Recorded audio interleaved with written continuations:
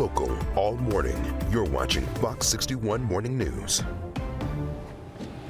Right now, at 6, the Waterbury stepmother accused of holding her stepson captive for decades has another court hearing. We're going to have details on that in just about 10 minutes for you. We are beginning this morning, though, with a weather impact alert. Dangerous cold out there once again. Thanks so much for starting off your Thursday with us. I'm Erica Arias. And I am Bridget Bureau-List of the day. I wish I brought gloves. You really need it out there. Bundle up if you plan to head out to work or school. Let's check in with Rachel Piscatelli. We're going to have to wait a bit for any relief, right? Next week. I think it's going to come next week. Monday, Tuesday, we'll get temperatures at least close to freezing, which would certainly be an improvement from the 20s that we have out there right now, right? Cold weather advisory tonight as that goes into effect at 7 p.m. this evening into tomorrow morning. Feels like temperatures close to 20 below in spots, so that's dangerous stuff. In the meantime, it's still cold. I mean, we are talking about single digits again this morning. 4 in Torrington, 7 degrees in Waterbury. We are about 9 below in Willimantic this morning, 2 below in Hartford now, and these are without the wind chill. 6 degrees currently in New Milford. Let's put the wind chill into motion here. Not a lot of wind to deal with this morning, which is definitely good. We have feels like temperatures close to, if not at, the actual air temperature this morning. It's 3 below in New Milford, though, 0 in New Haven. It feels like 0 degrees in Bridgeport this morning, too.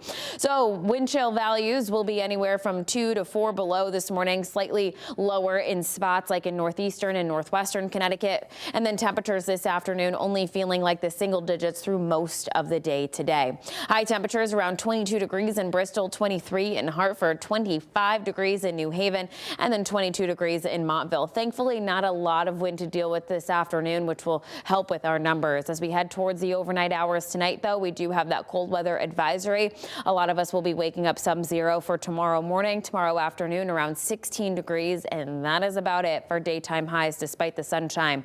Then for our Saturday, temperatures will be around 4 below in the overnight hours, 21 in the afternoon. A very cold morning for Saturday, and then we are watching that snow for Sunday. Here's the breakdown this morning. So Connecticut is living on the edge of snow. It gets pretty close, but we aren't looking at a blockbuster storm right now, given the latest guidance. It does look like we'll still get pretty gusty winds out of the north to northeast, 30 to 40 miles per hour, even if the storm misses, and there could be some minor coastal flooding issues as well. We'll break down the couple scenarios still on the table this morning, coming up in just around 15 minutes. Here at 6:02, largely quiet. A lot of the road work has cleared for the morning commute if it was out there. So your drives here look just fine. Here's a look across the state with light volume over in Windsor on 91 as well as in Cromwell. Fairfield looks fine this morning in New Haven. Both directions out by Long Wharf are running smoothly. Bridget. All right, Rachel, thanks. Developing news this morning. A water service issue in Newington is impacting several homes and businesses this morning. That's a big problem. It's happening near Brockett Strait. We're checking in with Fox 61's Priscilla Meza. She's live near the Berlin Turnpike. Priscilla, what's the latest? Yeah, good morning, Erica. Well, this all happened in this parking lot of this shopping center here, and crews are still working to fix the issue. They've been out here since we got on the scene, and that was about 4 in the morning. Now, one business owner here in this plaza told our crews yesterday that this all happened around 5 a.m. Now, according to the Metropolitan District Commission, this is a leak in a water service line. That's the pipe that connects homes and businesses to the main in the street. The water main in this area was shut off around 8 p.m. yesterday, but that was so crews could investigate and make repairs, which the water department says can be more challenging with the cold weather. 15 businesses and 4 homes were affected by the outage, and the water department also tells us a typical repair like this can take anywhere from 8 to 12 hours, but we have no timeline yet on when this will be fixed. Now, our crews were on the scene last night and saw excavators and utility trucks working in the area before clearing out around 9 p.m. And of course, they are back out here this morning. Now, the water department says that they will continue to update us and give us more information as it becomes available. But in the meantime, drivers shouldn't expect too many. There's no road closures or anything. There's just one lane that this is affected. So drivers should be a little extra cautious driving in this area, but nothing too impactful in that sense. And definitely avoid this parking lot if you can. Live in Newington, Priscilla Meza, Fox 61. Priscilla, thank you. 6:04 now. Another story we've been following, the Thomaston community is rallying around the Patty's Place and several other businesses that were destroyed in a fire Tuesday night. Yeah, you may remember we brought this to you as breaking news just yesterday morning. Fox 61's Glenn Kittle is back out there this morning. He's joining us more on what people are saying about Patty's Place. Glenn, good morning. Hey, good morning, Bridget. Erica, by all accounts of everybody here in Thomaston, Patty's Place is the place for people to come and have a good meal and also see their friends and family and the Patty's Place family, who are definitely in their thoughts this morning as this building is completely burned down. The corner right there where Patty's Place was, but several other businesses on this corner of Main Street called this building their home. They're now going to have to find a new place to stay to open up shop. And from all firsthand accounts of people we spoke with, when you think of Thomaston, you think of Patty's. Now, this morning, the restaurant and several other businesses, they're going to have to pick up the pieces here. Crews worked through the Tuesday night and Wednesday morning to put out that massive fire that destroyed Patty's, Mom's Place, American Nails, Chatham Beach, and several other businesses. Putting the fire out was no easy task for the firefighters here in Thomaston. Fire officials were dealing with frozen gear, hydrants, and trouble shutting off gas lines.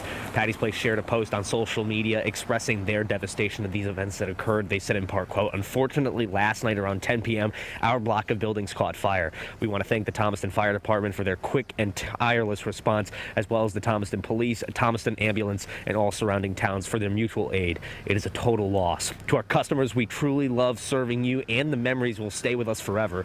Patty and Mike poured 35-plus hard-earned years into Thomaston, and it's safe to say the town won't be the same. Please keep us in your thoughts as we navigate through this. We love Thomaston. Now, we spoke to neighbors yesterday as the fire was being put out, who say they were stunned to see the state of the town's go-to spot. Yeah, I was here yesterday. I was going to go here this morning. They got a good breakfast in here, man. She's a good lady. Good people.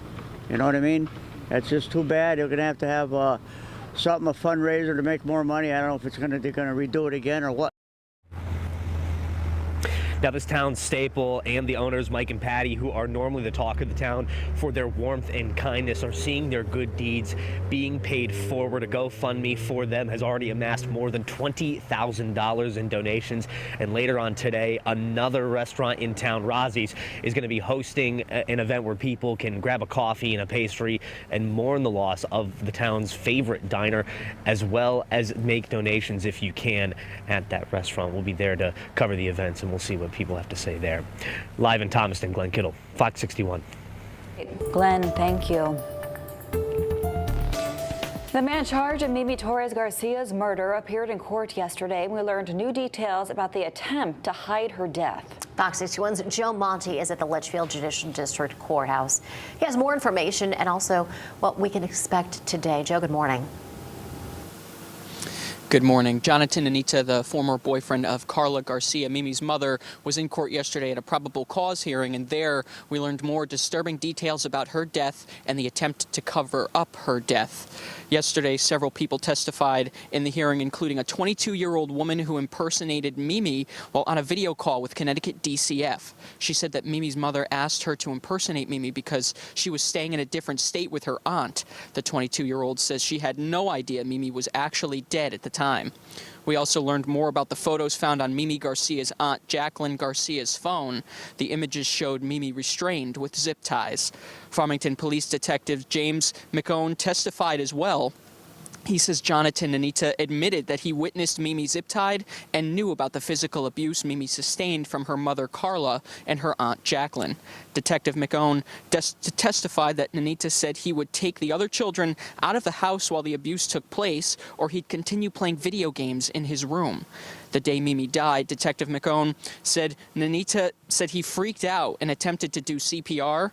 Mimi's death is considered a homicide and was caused by abuse and starvation. This hearing will continue today with 2 more testimonies. We will be there and we'll bring it to you as soon as we get more information. For now, Joe Monty, Fox 61. All right, Joe, thank you for that. And 6:09 is your time. Kimberly Sullivan, the 56-year-old Waterbury woman accused of imprisoning her stepson for more than 2 decades, returns to Waterbury Superior Court today. This will be the first court hearing since October. Her attorney filed motions to remove her GPS monitor and allow her to return to her home. She faces multiple felonies, including first-degree assault, second-degree kidnapping, and cruelty to persons. A pretrial hearing is set for today in New Haven for 3 police officers charged in connection to the Randy Cox case. He's the man that was left paralyzed after a police transport van incident in New Haven back in 2022. Oscar Diaz, Jocelyn Lavendier, and Luis Rivera were charged with reckless endangerment and negligent cruelty to persons. In December, a judge agreed to try all 3 of the officers together. 6:10 now. Governor Ned Lamont is set to deliver remarks this morning at the Connecticut Business and Industry Association's Economic Summit in Hartford. The event is going to bring together more than 400 business leaders from all across the state. The governor is scheduled to speak at 8:45 this morning at the Connecticut Convention Center. In East Hartford, multiple water main breaks that happened on Wednesday have been repaired. Great news there. They happened in the area of School Street and Burnside Avenue. More than 20 properties were affected by this. Metropolitan District says no boil water advisory was necessary after the repairs. 6:10 now. A water main break has now been repaired in West Haven after it turned a quiet neighborhood into a river. This happened yesterday. The break caused substantial flooding in basements and damaged the road surfaces on Honor Road and Colonial Boulevard. South Central Connecticut Regional Water Authority blamed the issue on a corroded part of the main. Connecticut State Police are investigating a racial slur. It was found etched into the snow on a car in Mansfield. Police say it happened Tuesday afternoon in a downtown parking garage. It is still under investigation. Police still don't have many details right now. 6:11, 3 state troopers and a private security employee are accused of having sex at the state office building in Hartford. These allegations were detailed in a letter from the Emergency Services and Public Protection Commissioner to state leaders. State police say once they heard about this on January 16th, they reassigned the troopers from the building and then launched an internal investigation. State police say they learned last Friday that one of the troopers tried to go back to the Capitol Avenue building to get their personal items. The trooper is now on administrative leave, no longer has police powers either. No one's named in the letter. Commissioner Ronald Higgins says he's speeding up the investigation so they can figure out what exactly happened and what to do moving forward.